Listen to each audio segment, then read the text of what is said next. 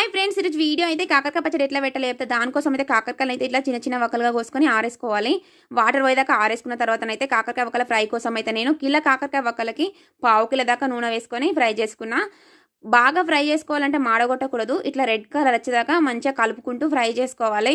ఇట్లా మంచిగా ఫ్రై అయినాకనైతే కాకరకాయ వక్కలని అయితే వేరే ప్లేట్లోకి తీసుకోవాలి. ఇప్పుడు కాకరకాయ వక్కల్ని వేరే ప్లేట్లోకి తీసుకున్న తర్వాతనైతే ఆవాలు జీలకర్ర వేయించుకొని పొడి చేసుకొని పక్కన పెట్టుకోవాలి. ఇప్పుడు కాకరకాయ వక్కలు ఫ్రై చేసుకున్న ఆయిల్ ఉంది కదా, అందులోనే జీలకర్ర, ఆవాలు, వెల్లుల్లి పేస్టు, పసుపు, చింతపులుసు, అలాగే జీలకర్ర ఆవాల పొడి ఉంది కదా అది కూడా వేసుకొని ధనియాల పొడి వేసుకున్న, కారం కూడా తగినంత వేసుకోవాలి. కిలో కాకరకాయ వక్కలకి పావు కిలో కంటే కొద్దిగా తక్కువ వేసుకోవాలి.